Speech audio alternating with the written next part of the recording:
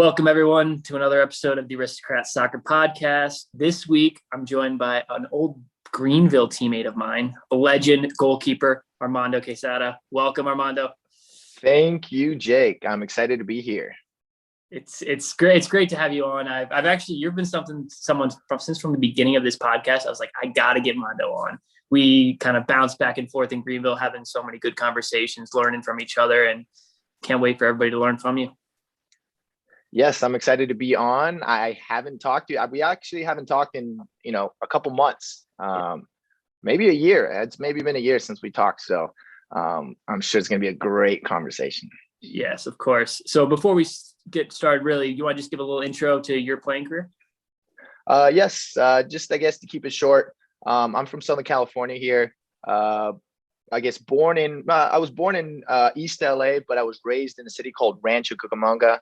I went to a high school called Los Osos High School, was actually recruited into college at a high school game. So I was not somebody that played academy growing up. I was part of the Chivas USA Academy when that was around. But going into my senior year of high school, they folded and that academy disappeared. So I was kind of in a no man's land right there. So it just kind of worked out. I stuck to high school. My college coach was at a game recruiting a top striker, that was highly coveted. I happened to have the game of my life there. He wasn't even looking at, he wasn't looking for a goalkeeper at the time. Things kind of just sped up really quickly, brought me in for a visit, went to an ID camp, and then I ended up going to UC Davis, which was probably the time of my life. I met all my best friends there and had played there for 4 years. And then after that, kind of went through some rough patches trying to find a team initially. It took me probably about a year and a half, almost 2 years to sign my first professional contract. Went down to Mexico several times, did some open tryouts here in the US, contacted everybody and anybody that I thought could help. So it took some time. And then I finally ended up signing my first contract with San Antonio FC in the USL. And then from there, met you there at Greenville, spent a year there in Greenville, and then went to Detroit. And then from Detroit, went to LA. So I've been kind of bouncing around. So now we're here, and we'll see where it goes from now. Yeah, we can't wait to see where you're going to end up, because you're someone that I know you're going to keep grinding and not give up. Because when we spoke, I know when you were going on trial for that year and a half, you must have gone trial with like 15 teams. It was wild. And that's kind of the mindset you have to have. You're going to get a lot of no's unless you're a big top prospect. But it's just, you got to keep grinding. And is that your mindset still today? Oh, yes. I mean, I'm in that situation right now where I currently don't have a team. I'm kind of knocking on doors, looking around, looking for some contacts. But yes, it's almost, I wouldn't say it's obviously a mentality, right? But now I'm more, it's a subtle change. It's a mindset. So like you wake up and you are already in that mode of, this is what I need to do. This is what I need to accomplish. These are the emails I need to send. This is the training I need to do. I call it a mindset because you're already set in that mode. Like it's just automatic. It comes natural to me. Where before, when I was, barely starting my professional career, it was more of the mentality of wanting to do this and having the wants, and it was a lot of hypothetical stuff that was just kind of circling in my head. And I wasn't actually doing many things, if that makes sense. I wasn't sending the emails or reaching out to the proper people because I was just in my own head, thinking about the things I should do. So it's a subtle difference that at least I differentiate in my head. And yes, I'm currently in that mindset right now, just trying to do my best to put myself in the best position to find the best team that would suit me the best in my career right now. So I might get on the phone right now with Carl Craig, the coach here at Madison, and get you down here. We could use it. We could use a keeper with some decent feet, and that has always been your strength. That is what I do. That is why I am a center midfielder at heart. Yes. Did you always play keeper growing up? No. So I actually started playing soccer, when I was about 13, 14 years old. So I wasn't the little kid playing up. I used to play basketball. So I got introduced into soccer late, and then I ended up trying different positions. I was a center midfielder. I got pushed back to defense. I wanted to score some goals like you, so I played some striker. So I actually played all over the place. And then when I got to high school, one of the keepers broke their arm, so I ended up getting a little bit more serious with that. And I actually went at my high school tryouts. I actually tried out as a field player. And within 2 or 3 weeks, I said, you know what, I'm going to stick to goalkeeping because it was an open position, and then it just kind of worked out. So yeah. We'd be remiss not to mention the Davis days, what you're talking about right now, because my dad, he also played at UC Davis. I think he was like I want to say like 78, maybe 79. wow, that's amazing. He was a while back, but I remember him talking about you when you were at Greenville, and he didn't know much about you, but he knew you went to UC Davis. So he was always rooting for you. And I'm sure he's still tracking your career now. He's listening to this podcast for sure. So what was going to UC Davis like? I've heard it's a beautiful place from him.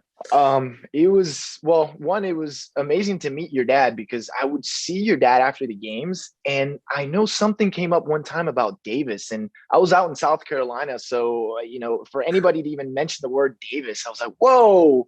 So I would love to talk to your dad about it. We did have some conversations, but back to Davis. Yes, it was an amazing experience. I wasn't supposed to go to Davis. Like I said, in my senior year of high school, I had applied to some UCs down in Southern California, or some Cal States. And Davis was not even in the picture up until that game. When I got there, my first day on the campus, I said, whoa, like this place is amazing. Like I just knew it was for me. So when that ended up working out for me, I was there. I just had the time of my life. It's such an amazing community. The people there, everywhere you go, you get greeted. Hi, hello, how you doing? The people take the time of day to have a conversation, and not everybody's in a rush. You're not dealing with traffic and all that. So just the overall experience is amazing, from soccer to just living there. It was the time of my life. It's something that I always will look back at and really enjoy. I always love hearing stories about college, because everybody always seems to have a smile on their face when they talk about the college years, when you're living with your teammates. It's 24 hours a day. You're training, going to class, maybe going to some parties, just loving life, playing video games. And everybody seems to have a smile when they talk about their college days. But at Davis, you had a lot of kind of future pros and guys who would go play in championship or play at the next level, including Matt Sheldon, who you're good friends with. He has the YouTube account. He's plays with FC Tulsa and USL Championship. So how much did that environment help you become a pro eventually? It did help a lot. So when I got there, I wasn't anywhere close to a polished player. I wasn't recruited. I wasn't highly coveted. There was no ranking around me or anything like that, where some of the players come in and you can really tell the difference. So sitting a freshman year and redshirting at first as a player, it's hard to kind of take that in, and it hits your ego a little bit at first, but it was the biggest blessing in disguise, just because I was able to sit back and watch some of these guys like Shelly. There's another guy named Ramon who ended up making national team. He's played in the USL and played at high levels. And there's other players that could have easily gone pro as well, decided not to. But sometimes as a young player, it's good to just be able to open yourself up to a different playing style, or understanding how, you can play the game differently.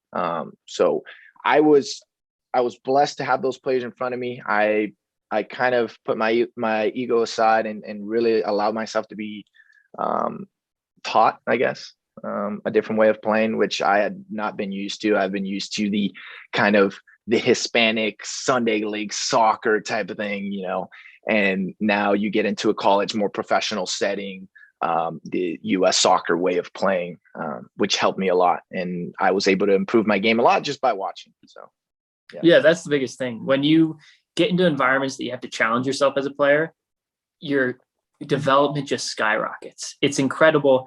Like you see players, they go to college and it's almost like a fork in the road for a lot of guys. But we actually did a what if series a couple episodes earlier, and it was more of like the guys that took the wrong fork in the road. They were, and you're similar in your position. They didn't play their freshman year maybe, or they didn't play, they redshirted. and they had this mindset of, oh, I was a good player in high school, so I should be playing. And they had this negative, and they look back at now with regret. And you're the complete opposite. You took it and you're like, no, I have a ways to go, but I'm going to use this environment to make me better. And it's great to see. And how much do you keep in contact with the guys from UC Davis today? I would say on a daily basis. Maybe even before we even got on here, I was texting some of the guys. I have a bunch of group chats. Like I said, all my best friends that I feel that are going to be life lasting. I met there at Davis, so I was very blessed. To this day, even Omar was he was a senior, so he took me in when I came in. Actually, he was a junior and I was a true freshman. And he's one of the greatest guys, one of my best friends for life. He took me in. He taught me everything he knew, from even playing the game, from distribution to game management, all the stuff that I was lacking. Because I relied a lot on my athletic ability to be a goalkeeper. So like I said, I was not a polished player, and I started learning the nuances of the game management as a goalkeeper, the distribution, the timing, the positioning. So I learned a lot from Omar, and he is one of the gurus, I would say, the goalie gurus here in the US. He's a young coach. He's up and coming. He's actually interviewing for some really big positions right now that I can't talk about, but so things are going well for him. So for those that don't know, the hoodie that you're wearing is Pro GK Academy, yes. Goalkeeping, of course, and that is Omar's company, and it's something that I'm sure a lot of, what is it, like 150,000 followers on Instagram, maybe close to 90 subscribers on YouTube. It's a massive goalkeeper brand, and it's great because goalkeepers so often they're unpolished, as you're saying, and it's difficult to learn because there's not that many coaches. The country is massive, and there's so many, especially rural areas, where you don't get the proper coaching. You probably don't even get like a real goalkeeper coach. You have a coach of the team who maybe was a field player, but you don't have a goalkeeper specific coach. And I find that individual training is the most beneficial for goalkeepers. For field players, I love doing it too. I train field players, but goalkeepers, it's massive. So what were your involvements in helping start that Pro GK? It's a huge company now. And what is it? Was your day-to-day with it now? So initially it was an opportunity for me to get individual training. Like you said, when I finished up my college career, I didn't have a team. I didn't have any leads or opportunities to even train with teams while I found one. So, I texted my buddy Omar. I said, hey, I need to get some goalie training. Are you up for it? I said, of course. So we started getting together. It became kind of a casual thing. And then we started getting on a schedule. Then we started filming these sessions and breaking them down just between him and I, and looking at the little details. And then it came about to where, hey, why don't we post these online? Let's post it on Instagram. Instagram was becoming a place where people started to post their training videos. It wasn't a thing, 3 or 4 years ago. Now that's all you see, training videos and all that on Instagram. But back then it really wasn't, that big as it is today. So we caught a lot of traction with a lot of people commenting and saying, hey, we want to see more and more. And then it just built up to where we had our schedule of, when we're going to post videos. He was the editor. So he was spending hours on end trying to make these videos more appealing for people and whatnot. Right. So it kind of grew over the first year or two, and then organically, and then he became, he realized that this could be something that it could be his livelihood. Like he could do this for the rest of his life, I guess. Right. So he took it a lot more serious. I ended up kind of traveling and doing, focusing on my playing career. So we would stay in contact, at least 2 or 3 times a week about posts and videos. And since I wasn't around, he started posting highlights and breaking down stuff like that. And then now look where it's at now. He has a lot of, he has big communication with a lot of professional goalkeepers around the world that he doesn't talk about, but he's really well respected around the world. He's talked to Bayern, Borussia Dortmund goalkeeping coaching and stuff like that. So there's a lot of stuff that he's done even now with COVID, with Zoom calls and stuff, that I was like, whoa, you talked to that guy? Like, no way. Like, and they were excited to have him. So it was awesome. So he's really grown it. I've been a part of it, but it's really all his, and I've helped as much as I could. But he's a great guy. I mean, it's Yeah, yeah. What is so obviously we all I've watched the videos. They're awesome. I actually love watching, even though I'm not a goalkeeper, I love watching goalkeepers break down other goalkeepers from a perspective of a striker, trying to think of, all right, where's the weakness, where's an avenue. I remember, I don't know if you watched this video, I probably should have sent it to you before this, but Pickford gave up a goal a couple weeks ago. His hands were very low. I mean, that's how Pickford is. He's low. And Robert Green, remember the Robert Green, the goalkeeper for England, he had made a bunch of caps. He was breaking it down, and he was saying like his arms are too low here, and he should have his arms higher so he's more able to make these saves and he can save with his feet. But like those kind of conversations fascinate me, and that's exactly what Omar does, both on his Instagram, his YouTube, and also the individual Zoom calls. But I'm kind of wondering, is there a lot of day-to-day in terms of individual training sessions that he does out in California? Yes. So he does, with obviously this past year, it's been tough. He's really done zero to no trainings just with all the COVID stuff. But before all that, he was training kids, multiple times a week with multiple clients, where it almost became a problem. He was taking on too many clients, taking on too many hours, and he almost pulled up an injury just kicking so many soccer balls and stuff. So I was like, all right, dude, you got to start to slow down. He was taking on so many kids. So he does do that. He still loves that, being on the field. There's nothing like actually being able to apply your knowledge, because that's the only way you can post the videos and communicate some of that stuff. But the best learning, like you said, especially for goalkeeping, is one-on-one, seeing it with your eyes, being able to do certain reps and adjust some hands, doing some field testing. I do that myself in training, where maybe in that example you talk about Pickford with his hands being so low, we'll do a couple reps with that and see how natural that feels.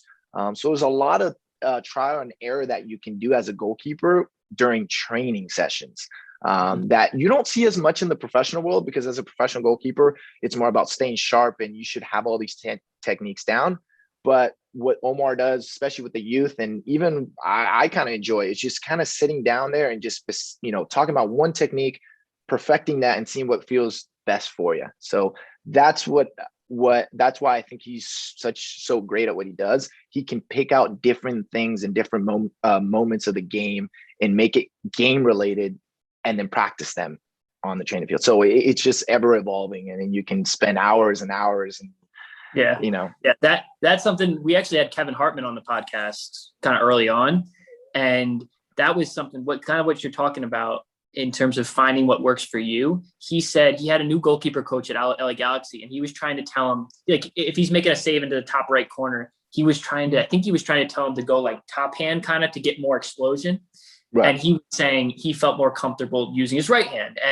But it's so much of a case-by-case basis, and you have to experiment as any player, as any athlete. You have to experiment what works for you, because a certain technique, your body, you may have like less power in your hips, but you're really explosive maybe through your core, or like whatever the case may be, and you have to use your strengths to your advantage. But is that something that you want to really get whenever you retire, hopefully many years down the road? Is that something you want to get really involved with and go back? And for some reason, I can tell you that from the moment I was born, I mean, this has always been in the back of my head. And I would say for some reason, just coaching and just being around kids. I love doing summer camps. I love volunteering and just being around the guys and being able to kind of spread my knowledge, the 2 cents that I've learned. And I have a passion for it. Like, I can wake up and just say, like, I can easily see myself do that for the rest of my life. I'm not at that moment quite yet. I did a lot of that stuff when I was in college, to want to make a little bit of extra money. And two, I actually genuinely enjoy it. I wasn't really doing it for the money. There was a lot of kids that I went trained for free, to be honest, just to kind of even experiment myself as a coach. Even when we do this stuff with Omar, there's a lot of drills that we both kind of look at and be like, no, that doesn't work. Or kind of breaking down and analyzing and seeing how my drill that I created works on somebody else, because that not one size fits all. What was working for me, my style of training won't apply to everybody else. So having a diverse toolbox of training and all that is important, especially with what you're talking about. As a goalkeeper, at the end of the day, it's about keeping the ball out of the net. Of course, there's fundamental techniques, but at the professional level, the starting goalkeeper is a starter because he doesn't give up goals. and he's a guy that the head coach has confidence in back there. And that's about it, to be honest. There's, you can make all the big saves and have all the ability in the world, but it's about keeping the ball out of net and giving the coach confidence that you're going to make the right decisions most of the time. Yeah, that's such a great point, because 90, maybe even more than 95% of the time, the head coach is not a goalkeeper. Never was a goalkeeper. So he looks at he obviously has some background, some idea. You normally have a goalkeeper coach on the professional level, but he's looking at you and he's saying, all right, all I care about is the ball not going in. He's not noticing, is he using top hand or bottom hand, or his hands too low? So all these things are just their means to an end. And the end is obviously just keeping the ball out of the net. But let's backtrack a little bit back to your own career. I want to hear more about this kind of year where you spent on trial, because you've now had a decent amount of success. You've been on basically every level of the U.S. soccer pyramid, which is awesome. You've played PDL, right? PDL? Yes. Oh yeah. So you played PDL, which is now USL 2. You played USL 1. You played USL Championship. You played NPSL, and you've played NISA. So literally, except the MLS, right? Give me a pass on the MLS, right? Yeah, MLS. Yet, right? MLS isn't ready, but maybe a couple of years. All right. But that's a very unique thing to say, to be able to say you've played on every single rung of the ladder, because you were too young when NASL was around. You were still in college. You couldn't even play there.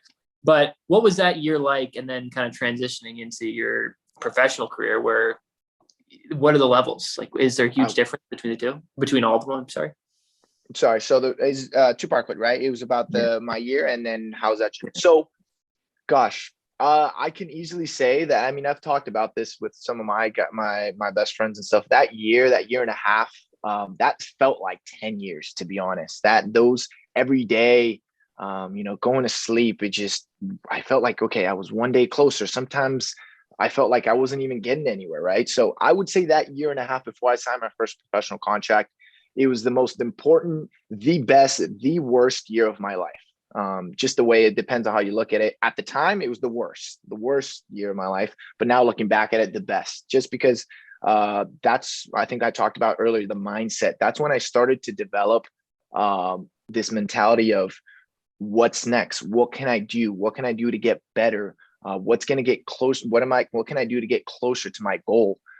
Where before it was a lot of almost the victim mentality. Like, I have the ability, I'm working hard, I'm doing all the extra work, I'm doing all the right diets and all that, and I can't find somebody to give me an opportunity. So that became, like I said, it was a very dark place for me for that year and a half, just blaming, making excuses for why things weren't working out. But then, as it progressed and as I kind of made that mental switch, it was crazy how many things started to come my way, almost in a karma sense. I started just thinking it's going to happen. Just be patient. San Antonio called out of nowhere. Not out of nowhere. I did reach out to them a year and a half ago before they actually called, sent them my resume, didn't get a response, but I was in their kind of library of people, I guess. So I remember that call, and then everything switched. I was like I was excited because I was like, see, being patient, it's actually a thing. It actually pays off. So that kind of was reassuring for me. And then moving into kind of playing in all these other branches of soccer, I always think about it. Soccer is soccer. If you're getting paid to play, it's going to be competitive no matter where you're at. Of course, the group of players, like, for example, in the USL, there's a lot of guys that are from Europe and have had playing experience for years, or guys that are coming down from the MLS to get some game time. And of course, there's going to be a lot more quality overall at the higher you go. But at any league you play at, you're going to be playing against fantastic players day in, day out. So it's always going to be a challenge. It's never easy. Just because, you're playing in the USL League 2 one day doesn't mean you can't be in the USL the next day. Is it a big jump? Absolutely. But if you're a player that's prepared at the USL League 2 and you're just waiting for an opportunity, it happens all the time. I've seen guys that go from sitting on the couch to, playing USL Championship. Why? Because they're at the level. It's just a matter of opportunity. So at all the teams I've played at, all the leagues at, it's been a challenge one way or another, adapting to the speed of play, adapting to the coach, it's always a challenge. So you can always enjoy your time there. It's not like, as I've tried at different teams, like, well, I'm wasting my time here. I don't feel I'm getting better. It's just about, being mentally switched on, taking on the challenge of the day, and getting yourself better wherever that is. Yeah, it's a trust in the process. It's going to be long, and even an individual season is 1 year of a career, and hopefully players have 10, 15 years in their career. 1 year is a marathon. It's not a sprint. You have preseason, 6 weeks at least, where you're not even really playing competitive games. It's long, and it's just the small day by day. You have to make small improvements, learn your teammates, learn your coaching staff, what they want, because everyone wants something different. But it is your point about like guys being on the couch and then playing at USL Championship. It's so true, because you see guys like playing Cosmopolitan League in New York City, and then the next week they're playing for New York City FC in MLS. It's crazy. You're like guys that I train with in the off season, most of them are like UPSL, NPSL level, and I'm training with them. And I've had a long career, and I'm like, fucking hell, these guys are pretty good. Yeah, absolutely. And sometimes I think, and like there'll be other USL players there, or MLS players there. I'm like, wait a minute, this guy might be better than this. And it's sometimes it's random, but you have to have the mindset of just continuing to grind, continue to put yourself in positions to be seen.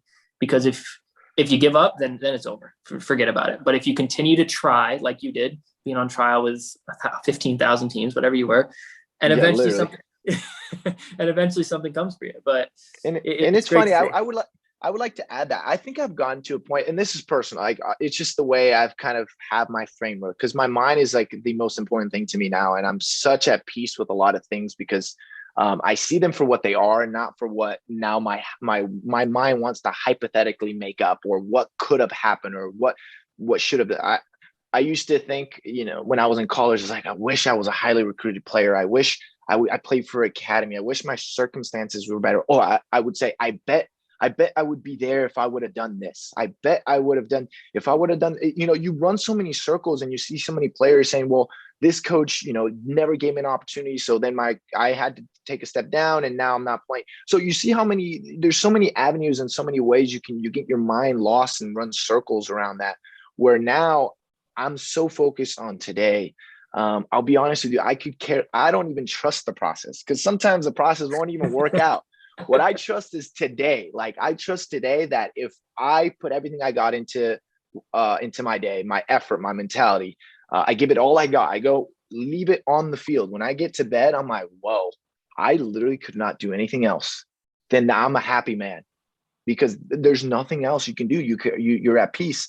I guarantee you, there's been times where I didn't give it enough, and now it starts to haunt me. Now you start to make some excuses and then blaming, and it becomes a negative energy in your life. So for guys that are listening, it's more than, because when you say trust the process, it's almost cliche for a lot of people, because you kind of hear that a lot.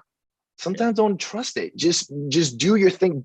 Do what you're doing today, and just focus on that. Just know that should be enough, because there's nothing more you can do. Like you gave it all. So it's interesting. And then you do that enough times, I promise you're going to give yourself the best chance at finding a success. And if not, at least you had a great time doing it. Yeah. Is that something that when you're coaching young keepers, you're trying to drill into them, this positive mindset? Because you're so right. The negative guys are the guys that have short careers, even if they're talented. So is that the first thing? If you have a 10-year-old, you're just telling them, be positive. If the ball goes in, don't worry about it. Just move on. So it's very key from what I've learned in my experience. The age groups are very important. So, 10-year-olds, 9-year-olds, anything below 13, 14, well, they all mature at different ages, obviously, but just that range of ages, you kind of have to get to know your goalkeeper first, and then realize, okay, this guy just needs, I call it fun. This kid just needs fun in his life. He needs to enjoy coming out to goalie training. I can't teach him 7 tactical things or techniques, because nobody at 12 years old wants to go to practice and learn about W catching and all this stuff. You have to make up drills that you do, and then kids love visual learning. So as long as you do it properly, they'll try to emulate that. They'll make it a game of trying to emulate what you're doing. So anything under 13, 14 years old, you got to make sure they're having fun. Make the drills that that make it enjoyable for him to come to training, because now the kid will want to go to training. And the more training they get, the more hours they get on the ball. It's the 10,000 hour rule. Like the more time you have on the ball, you're just naturally going to get better. As you get older, the goalkeepers that are 15, 16, 17, that's a very, what I call a dangerous age, because there's a lot of goalkeepers like myself that think they know it all. They've had some goalkeeper training and now they're ready to play in the Premier League, right?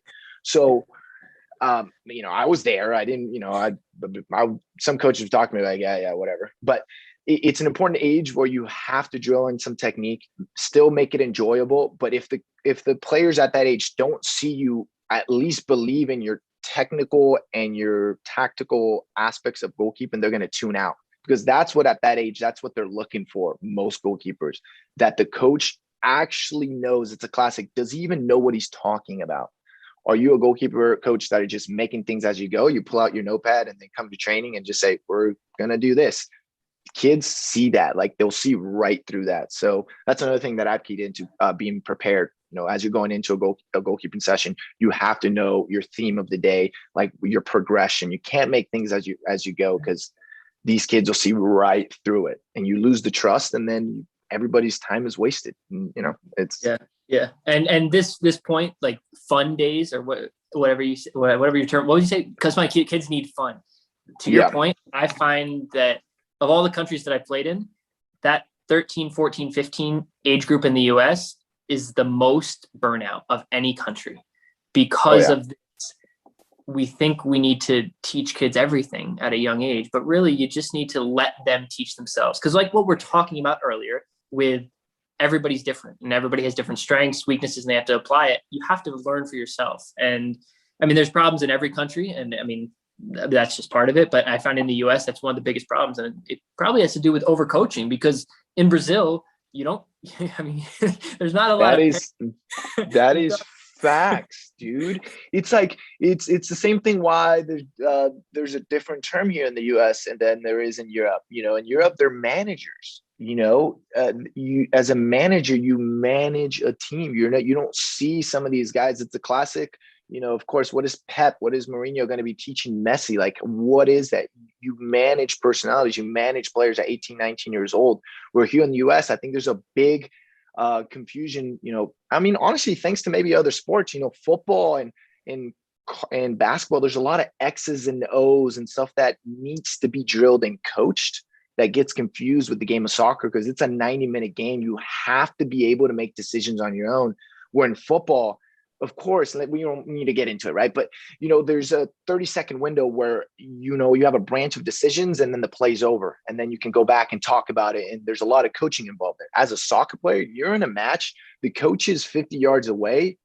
You have to have the ability to think for yourself and make decisions in the game. And the best players in the world do that. The best decision makers don't, I've never seen a player be the best just because the coach is right behind him, pushing him and shoving him around. It's interesting. You see that a lot in the US. Yeah, it's an instinctual game, and probably the most instinctual sport out there, which is why I love it, because there's a million ways to do it and to do it right. And that's why it's the greatest game in the world, right? That's right. That's right. I mean, I love basketball. I love my Lake show. I love watching the Lakers. I am a fantasy football player. I live for it. I love that. But soccer will always, we're not going to bring on LeBron on this podcast. We haven't mentioned him. It's been like 40 episodes. We're going to keep him out. We're going to keep that guy out. That's right. We'll sit here for an hour about it and get nowhere. It'll just be button heads. But anyway, it's a great conversation. I'm going to send this to I did a lot of coaching this offseason. I'm going to send this to all the keepers that I work with, because I think it's such great insight. But now the last thing we're going to discuss is kind of the importance of, as athletes like ourselves, we're not in the Premier League. We're not even in MLS, where they make pretty good salaries. We're doing this because we love it. We make a bit of money, yes, but it's so important to have other avenues of income. And whether that be the coaching that you do, or if somebody whatever, if it's a clothing brand, or if it's, in your case, you own a restaurant, and like, can you just go into what that has been like, how you first kind of introduced that thought into your mind, like, I need to make more money, and what is that like? Well, wow. This is a great topic to finish to end on because I'm very passionate about this. I don't know. I'll start with this. There's endless contracts that I've signed in my professional career for $0, where I signed it on the dotted line and it said, I agreed to get $0 to play here. And at first, going back, if I would have told myself 5 years ago, there's no way it's worth it. Like, there's no way it's worth, spending this time away from your family and investing all this emotion and training and extra training to not get financially, get something back from compensated, get something back. But now, like I told you, the mental switch was, it's absolutely worth it for me because I'm not playing for that now. Before I was playing for the contract. I was playing to try to make more money, to get myself a better contract. That was an endless circle that's out of my control. I can't control, sometimes it comes to negotiations, it comes to team budgets to be able to see, how much you can be compensated. And that's going to depend on so many other factors. So especially in the USL, you and I and everybody around us, we know players that have 2 or 3 jobs, do the extra coaching, do the camps and stuff just to be able to make it by. It's so important to be able to have that mental and financial stability to be able to do what you enjoy every day. Because it's really hard to enjoy playing soccer when you have bills and real life stuff that is going on in your life, right? It's difficult. It's not realistic. So the importance, as you said, is establishing some sort of financial income, whatever that is, the extra coaching, the t-shirt business, or whatever you're passionate about. It's important. It gives you the freedom to not worry about that on the field and stop pursuing the money on the field, and you start pursuing your happiness and you start pursuing your hobby instead of saying, gosh, I need to make this next contract or else what are we going to do? A lot of these guys are married. Some guys have kids. So that's some serious stuff. That's a serious livelihood that is, I can't imagine some of those pressures. So it's important, man. I mean, yeah, that's something that happens a lot too. Guys at 27 in the prime of their career, they'll retire because of that. And then it's not because teams don't want them. It's because they can't make enough money to provide for their wife maybe wants to get married, or their fiance wants to get married. They have a kid, whatever it is. And we have a lot of hours in our day because we train from 10 to 12. Maybe we're back home at 1. From 1 until 6, the missus isn't even home from work. So you have these hours that you can utilize. You can take a nap or play video games, or you can utilize and make it so your career, if you truly love it, I mean, not all guys even love playing, but if you truly love it, then you can make your career longer. And that's something that I'm trying to figure out and do for myself, because I want to play as long as I can. And I know that the best way to do that is if I have other avenues where I'm making good overall, I'm making a good salary for myself. But going back to you, so you have the restaurant. I remember being at Greenville. We'd be at training, like 12:30. I'm in the ice bath, and you're up on the bleachers on a phone call. I'm like, what is this guy doing? And so, what is that? What's the business like? And how hard was it to manage it from across the country? It was, I mean, honestly, it's impossible. Like, at the end of the day, I was kind of holding it steady Eddie, being able to just kind of like having stuff on hold until I can get back. There's a lot of things. And as a business, you have to be in person when it comes to like employee management and just your culture and dealing with understanding how your restaurant actually works, talking to customers. Like, you have to be in person for these things. Of course, you can get away for certain weekends or weeks at end, but like I would be gone for months on it. So it was difficult. There's a reason why I decided to play kind of as local as possible, especially when I signed for in LA. It just made the most sense because I would be able to still, like you said, I would be able to play soccer, enjoy what I'm doing, and then be able to drive to work, which was 30 minutes away instead of 1,500 miles away. So it was difficult, but now I'm at a place where things have been picking up. I'm in person. I'm really enjoying that side of my career, the business side. I think of it's weird. So when I'm at my business, that is my physical break. I am running around and doing all these things, but it's my physical break from the game. So, I'm not getting exhausted. My body's actually recovering. I'm trying to eat as best as I can. And then when I leave the business, which gives me some certain stresses, there's a lot of stuff that goes wrong on a day-to-day basis. I can go to soccer and like everybody else can forget about the world, forget about what's going on, and just enjoy those 2 hours at training and really live in that moment, like live in that next play, the next excitement, the next goal. As you can tell, I mean, you know me, I'm a very passionate person, and I get to exude and enjoy myself during those 2 hours that I can't really find anywhere else. There's nothing in the world that really gives me that excitement, that happiness than seeing one of my guys, Jake Keegan, score a goal, or, you know, score a bike or a volley, and I'm running A around doing bike. a I'm too old for a backflip, bike. I'm too old for a bike. I'm sorry. running around, getting in people's faces, talking trash. Like as you know, I talk a lot, and I get such a high off that, just the game itself. And then that ends, and now boom, mental switch, body start recovering, protein shake, get myself in the right frame of mind, because I got to go put out fires at the business. Because as an owner of a business or anything, not just a restaurant or whatever ever business you run, as you're the top of the business, you're the head of the operation. Anything that happens that goes wrong is you. Like it falls back to you. It's your responsibility. If you're a great owner or head, like you should take on the responsibility, understand that how could you do something to be better about that and be accountable.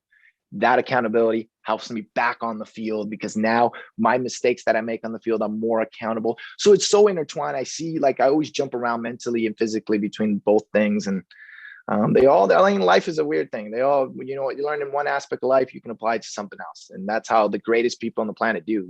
They learn things from one aspect and apply it to somewhere else. And then it just becomes a snowball, you know? Yeah. I have a saying that sport is the greatest teacher. I think sport, like, any athlete, I'd want them in my business, whether it's as an employee or running my business, because there's just so many things you learn in sport, whether it's learning to work with other people, whether it's to lead younger players, whether it's to follow instructions of management, of the coaching staff. There's a million things, dealing with pressures in front of like a big crowd, work ethic, literally everything. Schedule, like you could go on forever, because literally everything you need in life, you can learn it in a sport. Pretty much. But last question for you. We'll let you get back to your business. Whatever you got to do today. I will be running there as soon as this is over. I promise. Okay. I bet you will. Last question for you. What does the next 5 years, 10 years, what does the future hold for you, both as a player and as a businessman? Wow, it's weird.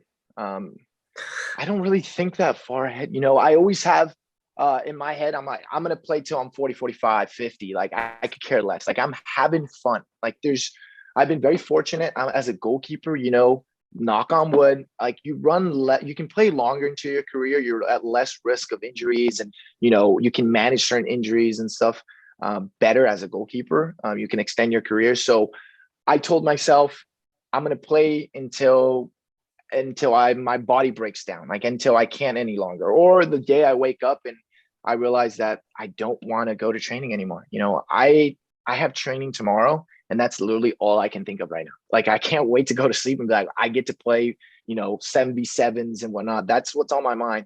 The moment I realize that that's not a priority in my life and I don't feel that fire, then I know I'm done playing. So if that means, like you said, if that means 5 years, 10 years from now, 15 years from now, whatever that is, when I don't feel that fire in my belly and my heart when it comes to soccer, then I know I'll be done. But I'll be honest, like this flame is lit. Like there's like, it is potent right now. So when it comes to soccer, I'm going for it for as much as possible. I'll figure it out. There's a billion teams on the planet. There's no excuse not to follow it if I really want to. When it comes to business, it's the same. I feel that same fire. That one I feel a little bit, I'm usually more composed there. I start to see more of the numbers. I see more of the progression. I can see myself, you know, I've been doing this for a couple of years. This is my first, I guess my second location. So my first time really opening something brand new on my own and really figuring that out. So that's what I'm enjoying right now. If I do well there, then I learn the formula of how to expand my business, how to scale. 5, 10 years from now, do I see myself owning, you know, 10, 12, 15 businesses? Maybe. Like that's where I see myself. You know, having them all over. I love to travel. So maybe having them in California and traveling up and down and managing them that way. That's where I see myself 10, 15 years from now. But I do, I love other things as well. I love going to concerts and all that. So I get distracted at times. So I try not to, like as I'm doing, I try not to look too far ahead. I have my mindset, my plan head out on a day-to-day basis. And it sounds weird, but just good things happen. I wake up, I'm like, whoa, great thing. I'm alive. Things are going well. I'm around my family. I'm running a business. I get to play soccer. Wow. I get to do that again tomorrow. And then it's just a vicious circle, and then life is over, I guess. I don't know. Like, that's the way I think about it. And I tend not to stress as much now. So that's me. Yeah. Dude. Your mindset is something that all people need. And especially in the times that we've been in the last year, a lot of people have been down. And I know it's tough for people to have that positive mindset, but if they can just gradually make small improvements to the way they think from when they get out of bed to when they go to sleep at night, it would make such a difference in your life. That is the biggest key in life. I'll leave it. Sorry, we went a little long, but I just want to add to that. Like, for the people that are listening, that is the biggest key that's helped me before. Trust me. Like when I was 21, 22, if one of the things that I could go back and really tell myself maybe is like really change those habits that will change your mentality, not to be positive, because it's hard to be positive when, with, especially in these times, if you lose a family member or financially things aren't going right, like it's hard to be positive. You don't need to be positive every day, but you can find the positive aspects of your day on a daily basis. Like you can find little things that you can latch onto that maybe can lead to happiness in the future than just sitting on all these negative things and what I can't do and what's going wrong in my life. Like if you're not waking up and you're not stoked, there's something going wrong. Like really think about it. If you don't wake up and you're not stoked to go for a run and get better and go to your job, like you should really evaluate what you're doing with your life. Like if you're with somebody that you really don't like, your girlfriend, or you're in a situation that you don't like, you need to seriously evaluate that. Either remove yourself from that, start to make some changes, because life is way too short to be stressing on things that aren't important. As long as your family's healthy, and that's about it for me. As long as my family's healthy, my mind is at peace. Everything else is a bonus. And then, limit your excuses, limit all that, and things tend to work out. And if not, you're having a great time at this thing called life. What a way to end it. Thank you. I think it's so true. I think everybody has something that they're passionate about in life, no matter who you are. And if you can have that passion be what you do on a daily basis, then life's good. I mean, you need a little bit of balance. You need maybe friends, family, significant others, whatever. I party, Jake. I think you know that, but yeah, I know all too well. But I think if you can find that thing that you're doing 9 to 5, or maybe it's not even 9, maybe it's 11 to 7. Maybe it's right. Just a different hours. There's no limit. You set the rules. It's your game. It's your rules. Yeah. And don't get caught in these dead end, whatever it is, jobs, relationships, whatever. It happens. Like you're saying, it happens. We all get there. Now, okay, like you said, fork in the road. End it with that fork in the road. You just hit a dead end. Boom. Turn around. Go that way. Let's see what happens that way. Like pull a quick Yui. Boom. Spin it around and go the other way. Let's go. What are you waiting for? Love it, man. We could talk all day. I'm sure we're going to get off this call and talk longer, but thank you so much for coming on. Thank you, dude. We will get this posted soon. I've loved this. This is I'm ready to run through a wall now. Let's go, dude. I'm telling you, I'm pumped up, and you gotta just live it every day, not just right now. This brings me back to Greenville, and it's like pregame, you'd be like, "Yo, you're gonna score a hat trick today." I'd be like, "Yeah, I am." Oh, of course. But now you understand why I would come up to you. I'm like, bro, Patrick, right now. Let's go. Love it, brother. Thank you so much. Thank you, bro. Appreciate it. Until next time, everyone, I'm the athlete, and we are the Aristocrats.